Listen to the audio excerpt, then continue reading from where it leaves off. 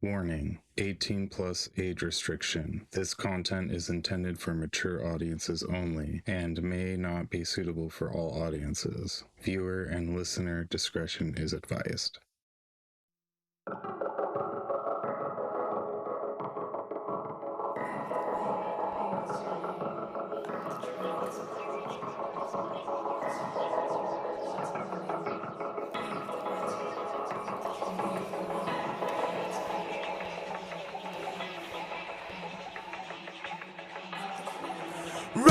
Rise to the challenge with a fistful of dice, and I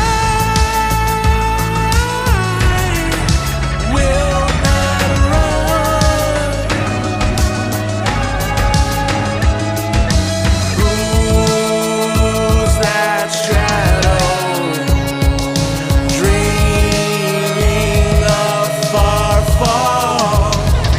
Assholes of tomorrow, or heroes of today.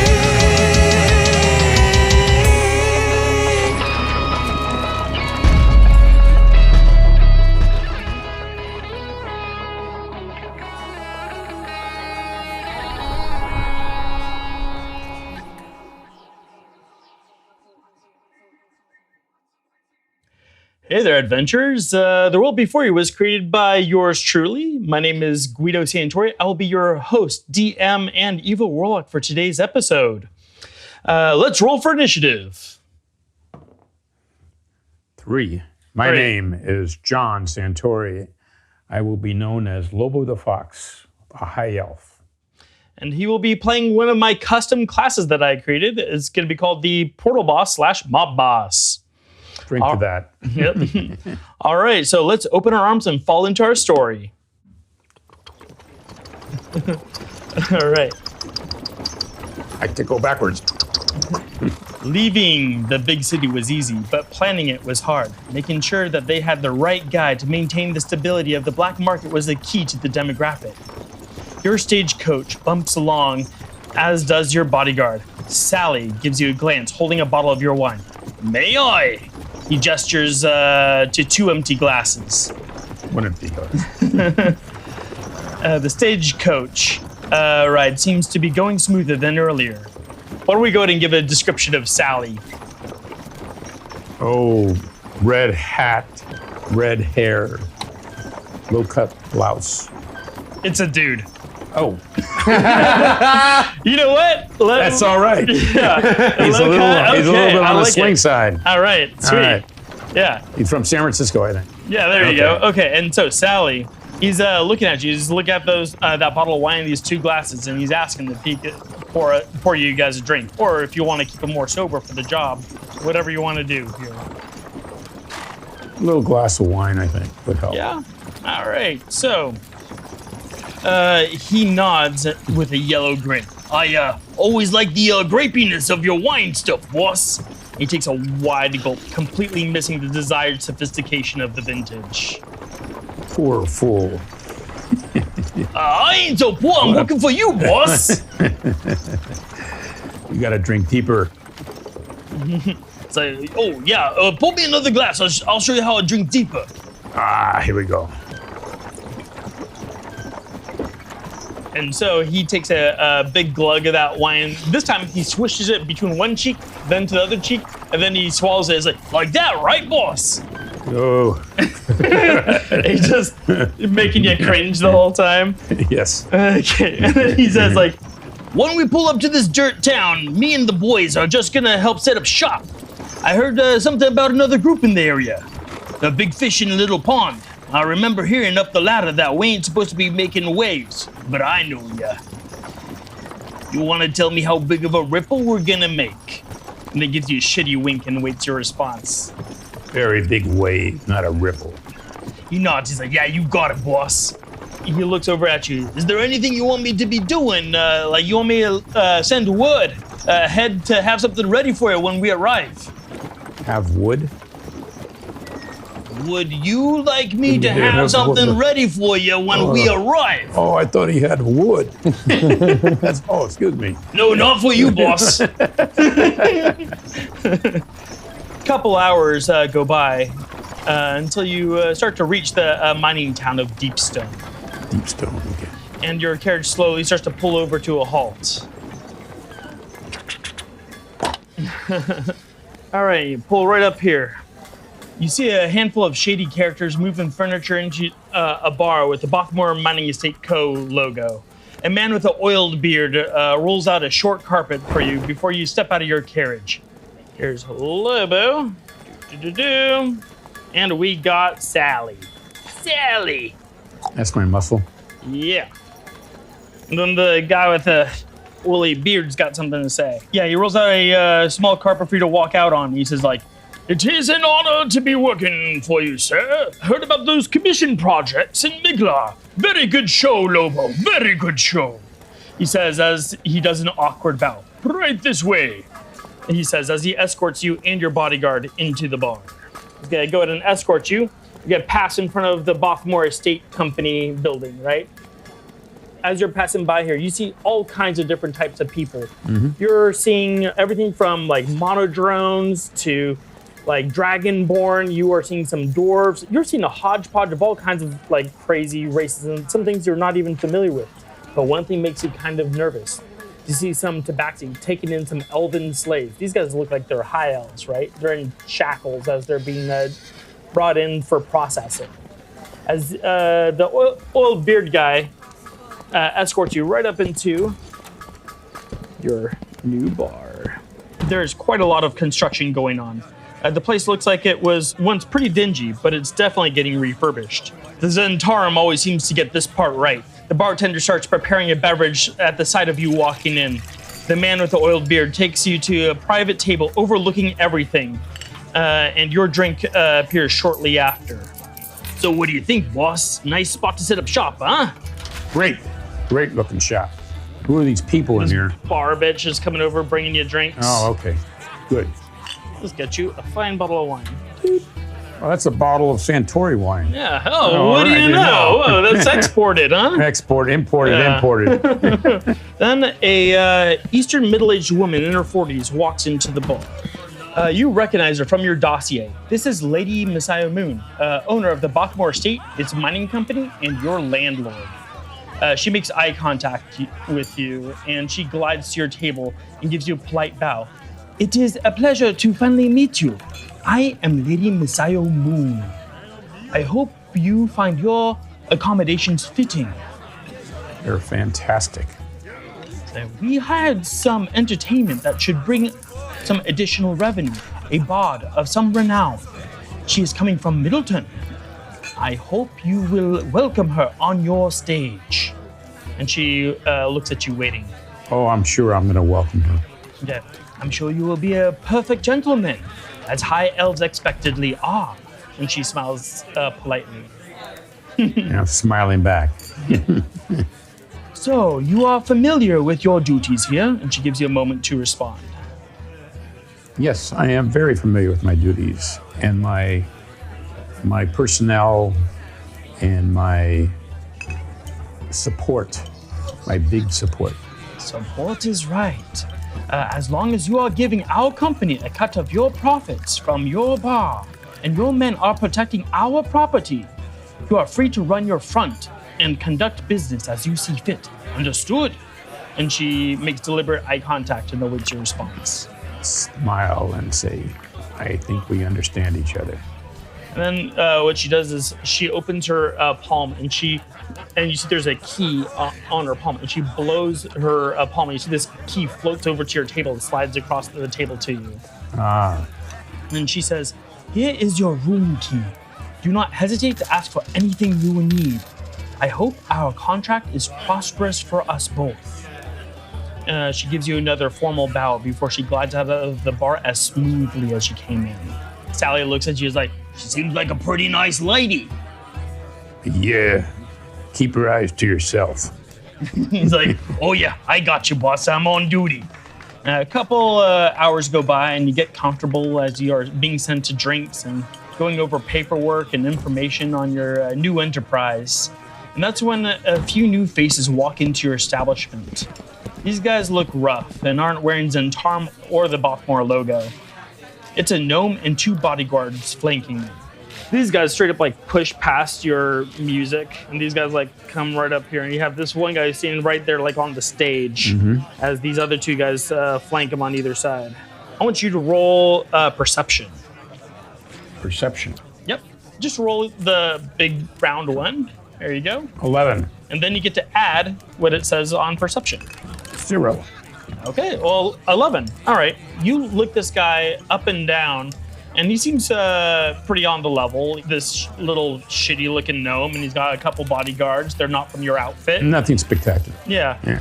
And the gnome walks right up to your table and he goes like, "Oi, hello there. Lobo the Fox, is it?" He spreads a crooked grin. Yes, can I help you? The name be Isaac Grimble, of Grimble's Commercial Union up the street. I want to ask how you're fitting in, mate. I'm fitting in great. I'm not sure you're fitting in yet. And he like laughs, and then he elbows his 2 bodyguards at the knees. And you see one of the gnome's henchmen cracks his neck and rolls his shoulders as his eyes flit around the room. Isaac speaks again. Let me keep this short. Word around here is that you're from a big city. How should we say entrepreneur?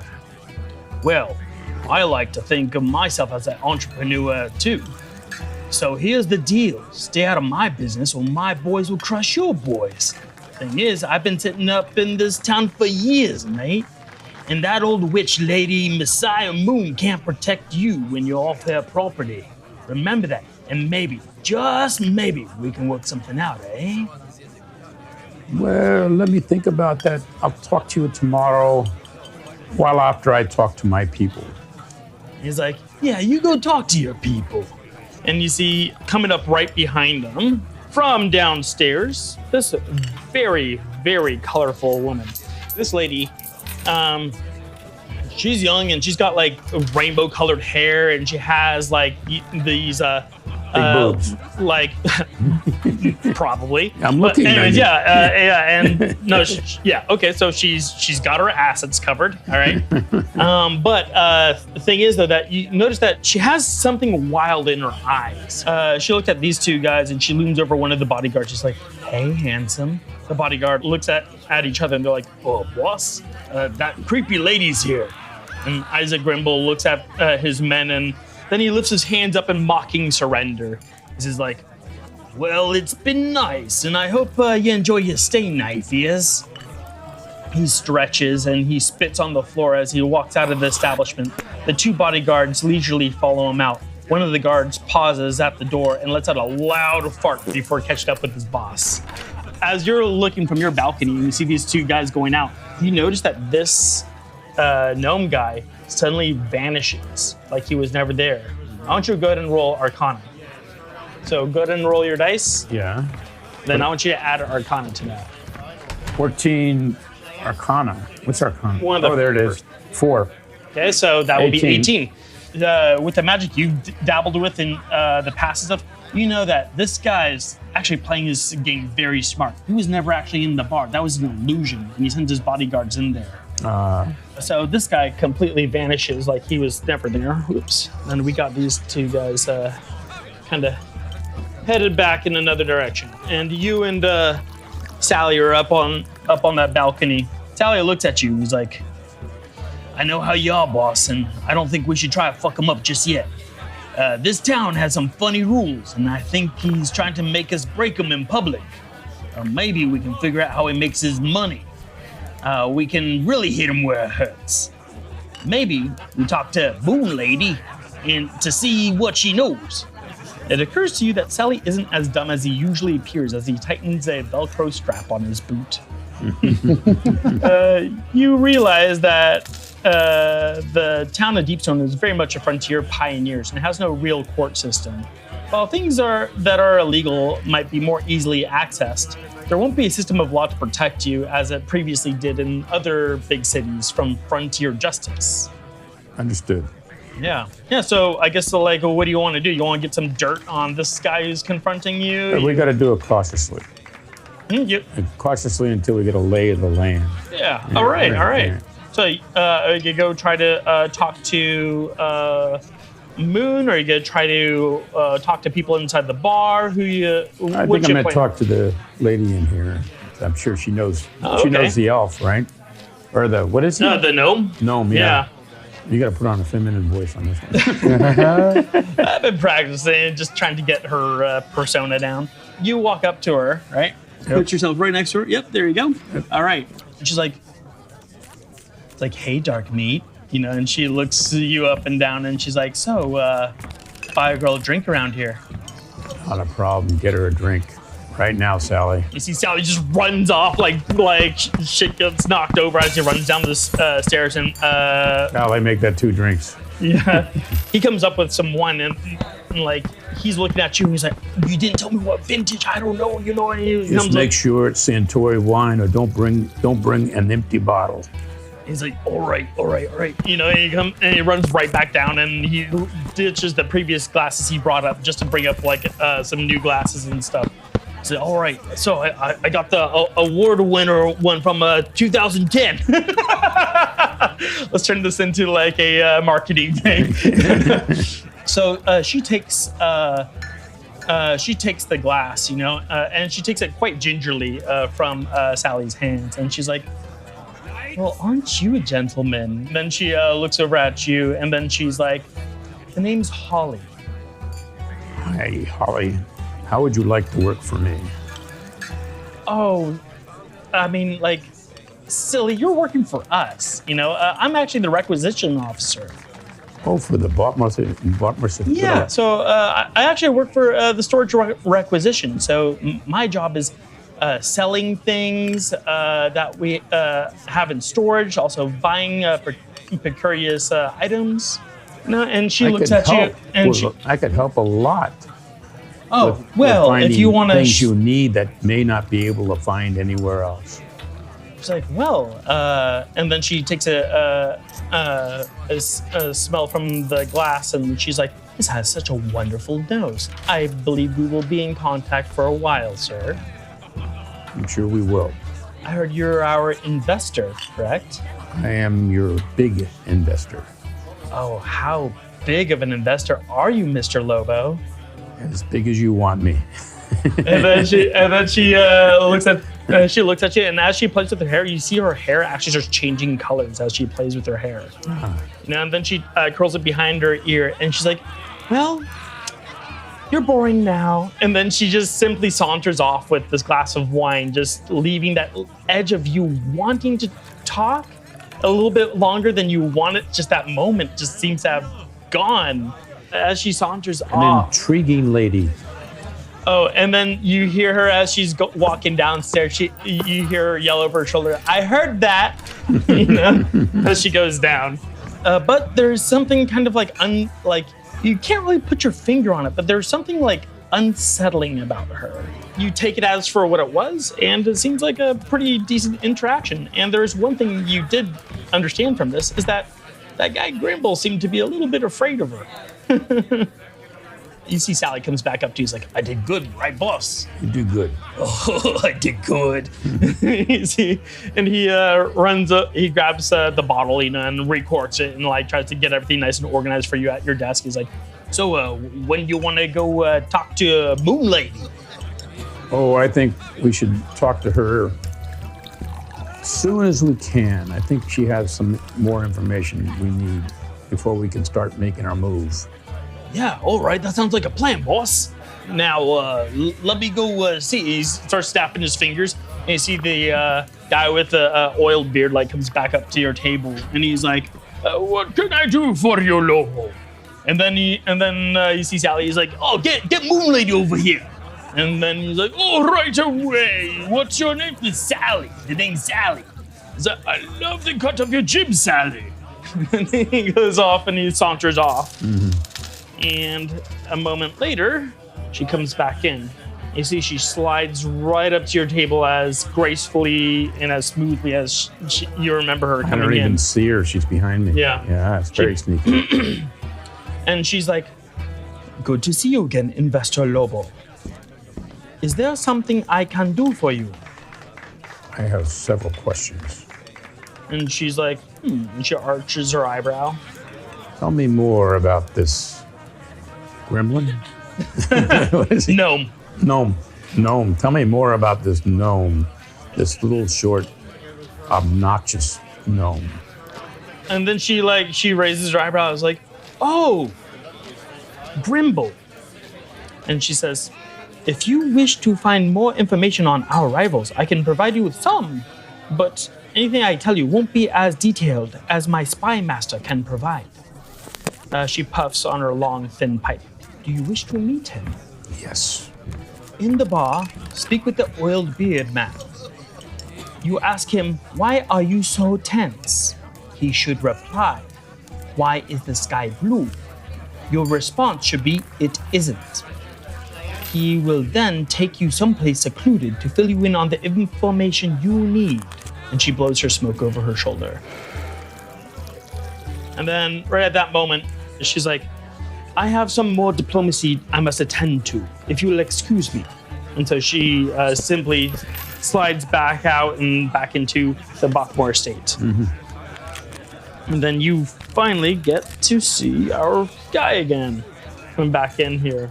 It's like, Lobo, what can I do for you? I wish to meet the. Do you remember what No. you're supposed to ask him? What I'm supposed to answer him. Nope, I forgot what I was asking. Then I got the rest of it. Why don't you roll history? History. All right, history. 15. 15. I think, and then History, plus 4, 19. plus 4. Okay, so you remember the words. You're supposed to ask him, why is he so tense? Then he's supposed to ask you a question, and then your response is supposed to be, it isn't. Who is this guy again? Just remind me. The man with the oil beard? Man with the oil beard. Okay, got it. Let's go. He Let's go. never introduced himself with a name. Excuse me, sir. Why are you looking so tense? Why is the sky blue? It isn't blue. The man, he starts looking at you. You see his sudden demeanor suddenly drops from his face, and he suddenly completely changes how he holds himself. He's like, follow me. And he starts walking out of the bar, right? And you start following him down, and he takes you right over here. Let's say this is a nice spot. Where's the guy with the? This is the guy, and then you got Sally, and he's following With the guy with the? the oil beard. Yeah. He's the oil beard now. Yep. He's always been. Oh. Okay. And then we're going to say that this is out of an eye shot of anybody. He pauses halfway to make sure that you and Sally are following. And then the husky man visibly relaxes and speaks to you in an unexpected accent. So, what is it you want to know? He asks. His shape completely changes into a strange porcelain-skinned, featureless creature with purple eyes and metallic silver hair. His outfit changes into black leather armor with a raven-feathered collar. Why don't you go ahead and roll history? I did already. Again. 5. Let's see. History. 9. Yeah, you don't really know what he is, but you know he's humanoid of some sort. This creature stands there awaiting your questions as he stands there, and it's like you might be completely in shock as to what the fuck he is, but he's not owing you any kind of explanation. I'm looking to find out more about this gnome, this mysterious shorty little thing. Oh, and he's like, he nods in, and he's like, well, I feel like I have gotten to know everyone in this town decently, so let me think. There is a tiefling man, one with red skin, beautiful jewelry. He works for Grimble. His name is Cero. He seems pretty sad that he lost his brother, Jacob, about a month ago. But if you approach him as a friend, he might give you information about the Grimble. The nice thing about him is that you don't have to walk into Grimble's bar to find him. He's usually floating around different bars. If you ask me, I think he's looking for his lost brother. Another one that floats around the bars is Night Eyes. I do not know her too well, but you could talk to Piper. I believe they used to have a thing together. And then he looks at you. And he says, like, Grimble has always been a... how you say? A thug in our town. And he's laid here for many, many years, building himself up and creating connections that many people are not aware of. So, best way to talk to him is talk to others in his organization.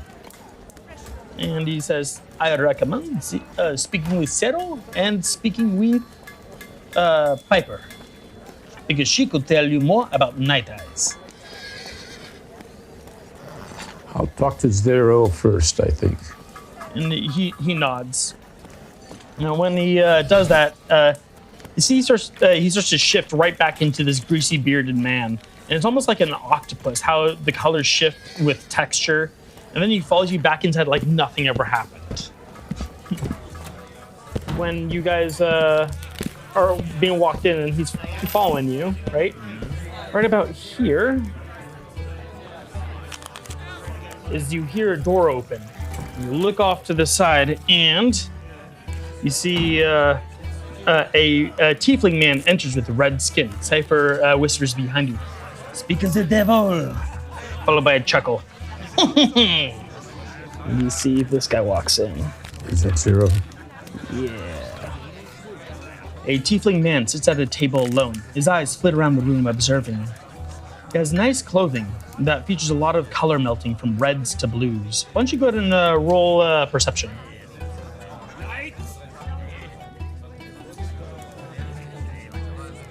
Six, and perception is 0. 6 is the number. Okay, yeah, you don't notice it. Yeah, and I'm not so perceiving really well. Well, I mean, there was an intoxicating beauty with an intoxicating wine, and your head's kind of all over the place. And when you walk around, you just see this. I mean, it's not every day that you see tieflings around you, you know. And this guy happens to be sitting at a bar alone. He then suddenly takes notice of you, and he's like, "What? Have you never seen a tiefling sitting at a table?" And he narrows his eyes. No, I've never seen a tiefling. It's like, well, you've seen a tiefling before. Not here. And then he like arches an eyebrow, like, "You're new here, huh?" I'm definitely new, but learning fast. He nods at you. He's like, "Well, how new are you?" This is my first day. Oh boy. And he says, like, "Bartender, drink." And you see one of these ladies comes out. We're gonna say that your buddy Sally is just keeping an eye on you. He's at my back. Yeah, he's covering you. Yeah. He orders the drinks and stuff. They start coming in. He tosses his silver.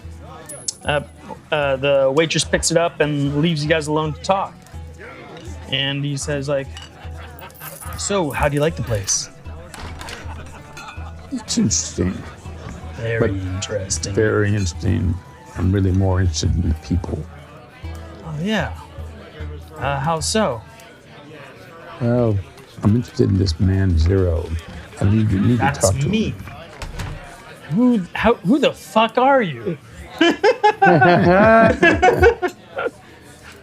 I am a boss, man, and this could be my town, and you would probably like to be part of this. He looks at you. He's like, I got my loyalties with Grimble here, you know, and been trying to make things work as it is. What exactly is it that you can offer me that he can't? I can offer you so much more. I have enormous wealth behind me, and enormous, not only wealth, but support. And he looks at you and he thinks about it. He's like, well, there's one thing that I've noticed that I've been needing support that Grimble hasn't really been helping me out with. And I've been trying to find my brother. And you seem to be new in town and maybe people aren't looking at you. And I kind of feel like maybe Lady Messiah is like hiding something. You know, like, I don't know. I know that you're brand new here, and there's a lot of bloodshed under this soil, but he never really went underground very often. So whatever happened, it was murder up here. He wouldn't leave without telling me. I think you're talking to the right man. Just leave me, give me a week, and I will have your brother.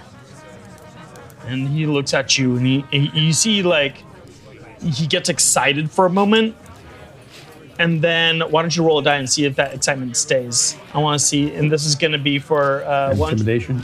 No, this wouldn't be intimidation. You're trying to approach this as a friend, so maybe persuasion. Persuasion. 9 plus 3, 12.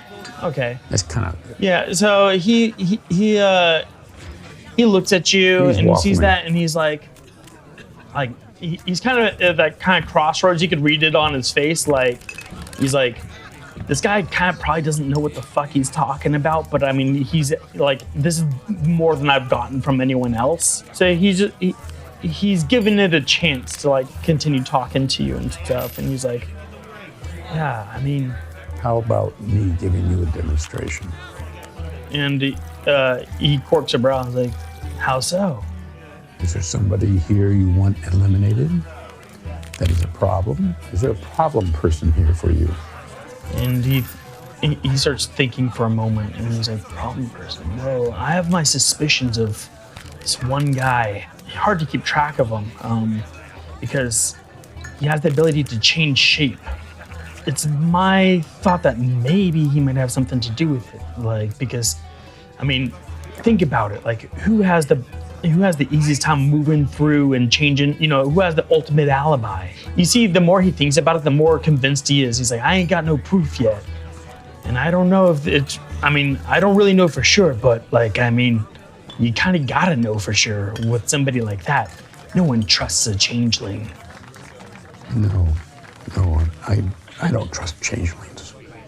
And he's like, and he thinks about it, it's like, this lady, Moon, she keeps unsavory characters. I know that Grimble's union doesn't keep the best of characters as well, but I mean, like, this is my brother we're talking about, and he starts looking at you, and he starts looking around the room, extra paranoid, and then he's like, he gives you, like, he narrows his eyes thinking, like, am I talking to him right now, for a second, and then he starts to visibly relax. He's like, I saw this carriage come roll up, but like, can't be this guy.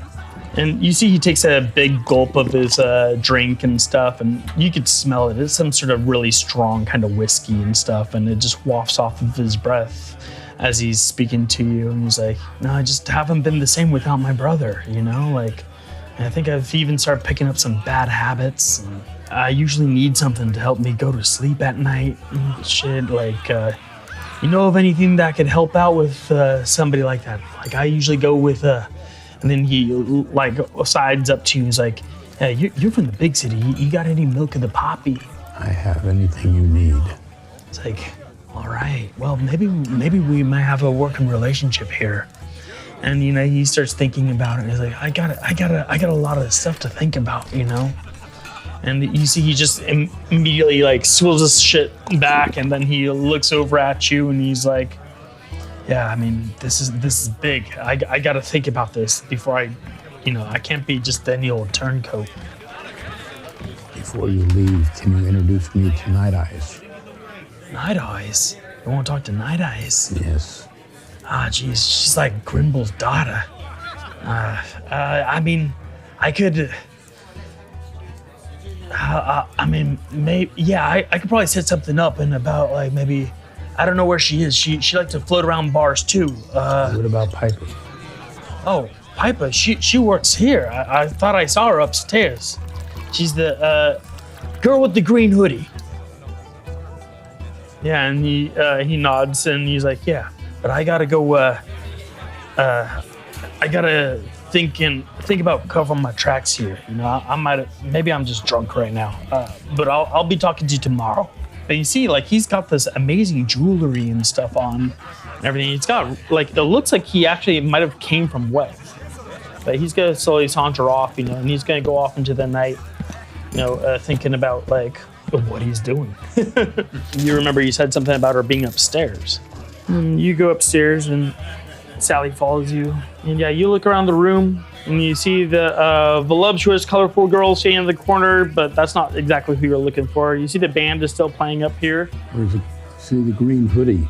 Yep, and then you see a girl with a green hoodie standing by the bar.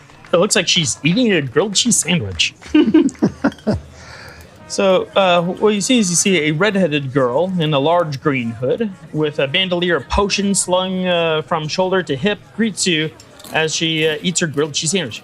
Oh, hi, I'm Piper, and you are staring. Hello.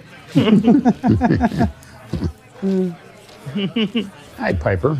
And then when you say hi, Piper, you know, she's like, great, now you aren't staring and now we're talking. You know, and she looks at you. She kind of has a little bit of energy to her. She purses her lips for a second before asking, like, is there something you want to know? Like, I was told that from Zero that I should talk to you. That you know what's happening. From Grimble? You see the oiled beard guy. Where the hell? Oh, he's right here. No. He just kind of like, you know, he just kind of gestures like, talk to her. I'm the one with the And then you see she looks at you and is like, oh, I think, are you the new guy? I'm the new guy. Oh, Lobo, it is a pleasure. I'm so happy you're going to be funding things for us here. Yeah, so what could I help you with? What's going on? I want to know more about this guy called Grimble. Oh, well, I used to, I mean, I don't think I know any more than the next guy around, but I did used to date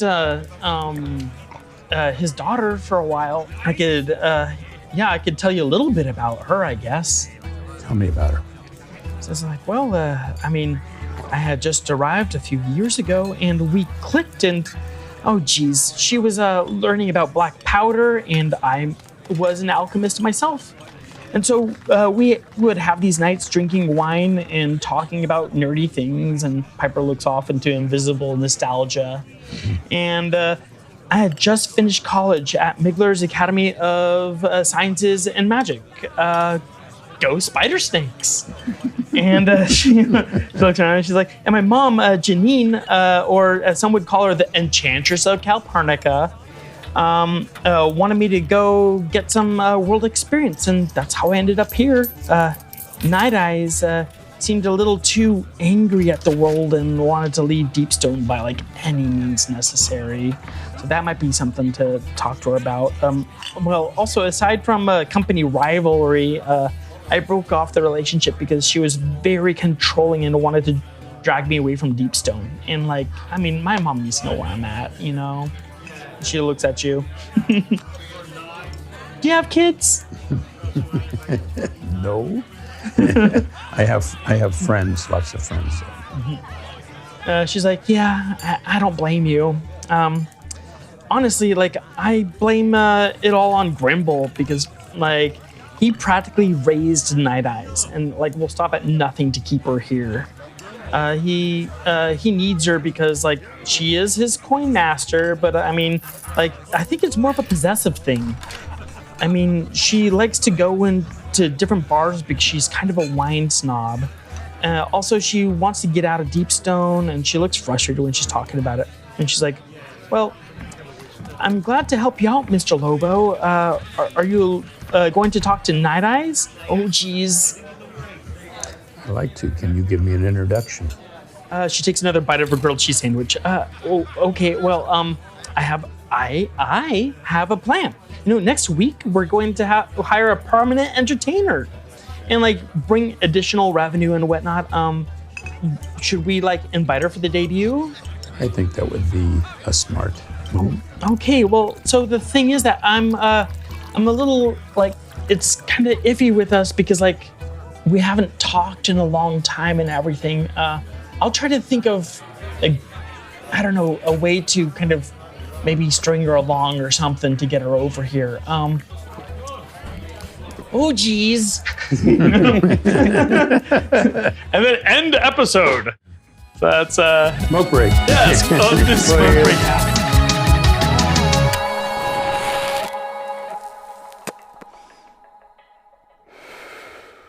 Yeah, so what do you think about like your character's rival? What do you think about your character? It's going to take a while before I get into that character. Yeah. Take a Well, little I time. mean, it's episode 1. It's going to take a while for you to like kind of figure it out. So, Dad, tell me about the craziest LSD thing that you did back in the day. We didn't do it often. And we're talking back in the 60s, Yeah, a long time ago. back when you had your hands in pharmaceuticals and whatnot. Back No, in I had the- pharmaceuticals. I was a biochemist. Biochemist. Biochemist who Yeah, made his own amazing. Yeah, we used to have access to most of the LSD was not illegal. Yeah. It was Yeah. a legal drug. I don't know whether I should be talking about all this. Well, yeah, a bunch of nerds are gonna be hearing it. Yeah. And we used to pick times. We would plan trips maybe a month before we did them. Yeah. And one was very memorable. This girl, Angie, she was a microbiologist, Coke bottle lenses, very cute. Yeah. And we were going to go out to dinner and drop acid. Only problem was for her to be normal since she was like 13. What? Since she was 13. Oh, since she was 13. I thought since she was 13. Oh, yeah. I was like, what the hell? Microbiologist who you thought was cute at age 13? What the fuck? Yeah, okay. Okay, it's like, no, we should not be recording this. Okay. Yeah, no, she had a pretty hyper deal, and her prescription was 40 milligrams of Valium. Oh, Dang. jeez. And that's Back in the that was- 60s, huh? Yeah, that was This will her. knock your ass out, lady. Really, she was also my teacher, my teaching assistant. So after I got out of Berkeley, I went over. She was over at San Francisco State, and she was a teaching assistant at the time. And Just don't put out any last names. nope, You're no good. last names. Yeah. Anyway, getting back to our trip, we planned to have a dinner over at what was it, down on Union Square. And I'm trying to think of the restaurant. It's a new one now, but at the time it was shaped like a ship. Oh, that sounds cool. And it was in the Sir Francis Drake Hotel. Oh, whoa. And we had a great dinner there. And at dessert, we dropped the LSD. And I'm very, very susceptible to drugs. And as you can guess, she is not. And took me minutes almost. It was so fast. And we had dessert. We go outside, and there's a cable car in front of us. And I'm looking, I said, wow, a cable car. I'm really excited. And it's not moving. We could get on this thing. And we hop on it. And you lived in San Francisco at the time, and you're like, wow, a cable car. Where I was at, it was pretty spectacular. Yeah. And we jump on the cable car. And there's a big black guy there at the back, and he goes, what are you doing? I said, well, we're taking a cable car ride. He says, it's broken. I said, it can't be broken, not today. He says, and he looks at me, and he goes, you're high. I said, very high. I said, and he goes, not to worry, we're going to have it fixed any minute. And we started talking to him, and Angie kept looking over at me going, God, I'm jealous. I'm not even close to you yet. And she was just like normal. Yeah. And so I go to the guy, I said, listen, what I really like to do, I'm born and raised in this town. One of the fantasies I've dreamed about is driving a cable car. And he looks at me, he says, today's your lucky day. Yes. On LSD. Yeah. Oh, God. And he was the brakeman in the back where they Yeah. have that little wind up deal Yeah, in yeah. the back. The guy in the front who works, that grabs a cable. But this is where the brake that grabs, that goes The down, ground, picks up the cable, brings it up, he grabs it, and that's how he gets control. So he's explaining to me, so when you wind it up, I'm going to have you wind it up, John.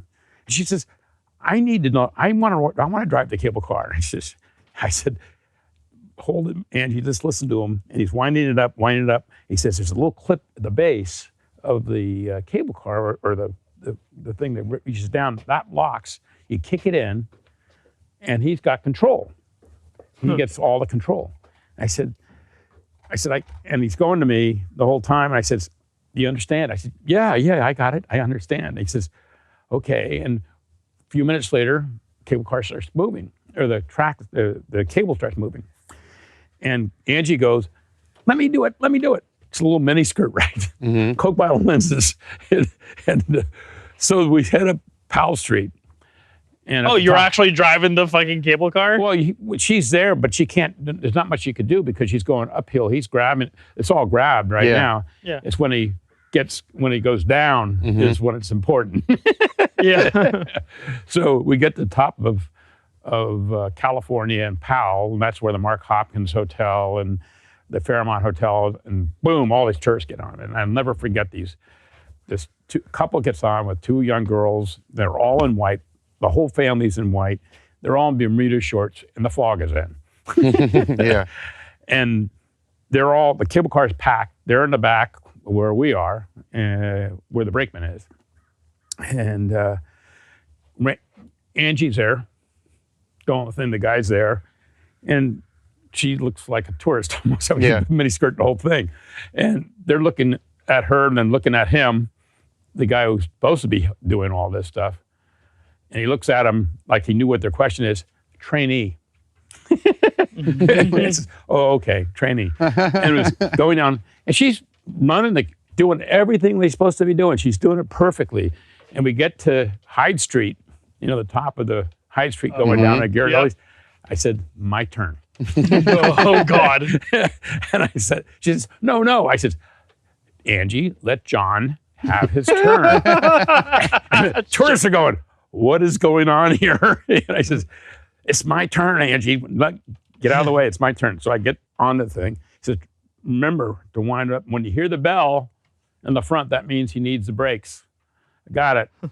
And so over the top, and all of a sudden, you're hearing the bell. And I'm going, John, I'm winding it up. He says, go, kick it in. And the tourist, the old man's ready. Take it away from him. I got it. And I kick it and finally hit it by accident. That thing is flying down the hill. The guy's ringing the bell like crazy. Give me the fucking brakes. And it grabs, and I'm not kidding you. When you looked out the back of the cable car, there's like flames, sparks. Oh, the sparks, yeah. Going down the thing. It hits North Point. There's no way in hell he's going to stop. The lights are changing. Through the North Point, cuts across, goes up. The whole cable car leaves the tracks and comes back down the next street. And they finally get control, slowing it down. Everybody's out of the fucking cable car. Yeah, they're like, what the fuck is going on? And the guy goes to me. He says, you can drive my cable car anytime. And so we go off to Ghirardelli Square, and we're hanging around all over the place. Come back, hop on a cable car, and let's get in the front. Let's get in the front now. Let's get in the front. And hang in the front, be in the center, on the boat running boards. And Angie said, okay, we'll get on there. And we're all excited. The guy looks, another guy's running the front of the cable car. He looks over, are you John? He says, we've heard about you between back and forth for us to be picked up again. So we got this under control. Hang out. We're going all the way back. So we go up over the hills and everything else. And we come down up at top of Powell and California, going down. It's nighttime. I mean, really dark, and all the lights are all going crazy there. The billboards, Union Square. Best time to be on LSD. Yeah, and coming down the hill, we're going down the hill, and I'm really hallucinating, and I'm going, Dante's Inferno. This is the time we're going down and we're going into hell, right? Yeah. Guys reaching over to me, the brakeman, or the guy that got the grip man, hold me. We'll get in there, John. Just hang in there. We're getting down there. And he says, and we're going, as we get down, tell me when to stop. I said, everybody in the cable go, what the hell's going on here? This guy, as we're going down Union Square, we're at the Union Square garage, right? And so like halfway down the Union Square garage, that's the island there. And we hop off, we get into the car, and Angie says, I think I should be driving. I said, that'd be a good idea. And she's getting there, slowly getting there. And As far as you could perceive. yeah. So She's got it on lock, but you're like, you're not as fun. So we come out of the garage. They didn't have, this is like in the 60s, they didn't have the gates that keep you from going out. The guy's there, he was honor system. You pay the guy and you left. Yeah. So Angie goes, she's driving up, and the guy says, hands her the bill for $5 or $3 or whatever it is. She says thank you and drives right through to us. We're going down. I go, Angie, I don't think you paid him. I said, pay him? Yeah, well, never mind. And we're heading off to her apartment, which was down on. We go all the way out to 9th Avenue, where the 9th Avenue and Judah, around there, but on 9th Avenue. In fact, the streetcar in Judah went by her apartment. The place would shake when it went through. And so we're there, and she disappears in the kitchen or something. And I'm in her bedroom, and I'm looking around, and I'm looking at I'm looking at her bookcase. Her bookcase, I see my high school chemistry book. Mm-hmm. I said, "Wow, that's my book." And I opened the book. How'd you get this? And I opened. No, I opened the book, and Miss Appleby, my teacher, John, what are you doing? Oh, Jesus Christ! I closed the book. She's talking to me in the book. From the book? From the book, yeah. And I'm going. Angie comes back in. I'm going. What's this? She's going. I am so jealous. Oh, shit. So it's like midnight. What we're going to do? So he said, let's go into Golden Gate Park. Like it's just 2 or 3 blocks down the road. And we go down to Golden Gate Park and we go into the arboretum, the flower garden. Mm-hmm. We had to climb over the fence. Nice. Her in a little miniskirt and everything. Literally, I mean, we just. You really like bringing up that miniskirt, man. That must have been quite the. She was One hell of a really far miniskirt. out. But she had the Coke bottle lenses and everything. There was everything about her was so cool. And so we ended up there and slept in the park that night. Pretty cool. Badass. Yeah. Fun. Yeah. That was one night.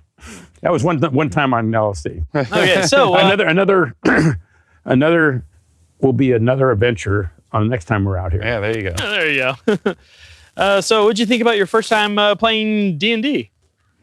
I'm getting into it. Yeah. Yeah. Did you like the characters? Did you think I was doing okay with like presenting? I think you're a good leader in this thing. I think you're really good in your writing. So. Well, you better be. the story. I have to be. It's like It's a great. It's a story. There's a lot of imagination going on, so that makes it really attractive. okay, good.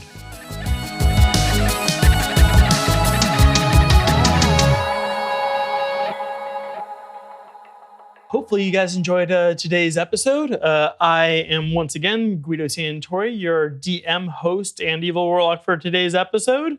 This episode featured John Santori here, his first time playing Dungeons and Dragons. And I hope you enjoyed him playing Lobo the Fox. And An old Lobo the Fox. A 75-year-old Lobo the Fox. yeah, and so I guess catch you guys next time on our next episodes. This has been Chronicles of Farfall. And a word from our sponsors. You want to talk a little bit more about your wine before we cut? Well, our wine we've been making wine since '79. Oops. And we did it for fun for all those years until about 5 years ago. So we've been, what is that, 1980? It's 40 years ago. And the first wine I ever made was terrible. But this is fantastic right now. We're making some of the best, and we're winning a lot of awards, double golds for Cab and for Chardonnay. And this is our latest, which is a Sauvignon Blanc, simple, not expensive. It's about having fun. It's really, truly about having fun, which we're doing tonight. Yep. All right. And if people want to reach out to your wine club, where do they find you? What's your website? Santori Wines. SantoriWines.com. That's it. www. The only winery in Marin County, so you don't have to go all the way up. We do have a winery up at in Kenwood, but we have 2 venues, one at the winery and one here in Fairfax. Here in Fairfax, which we entertain our club members on a regular basis. Yep. We party hard.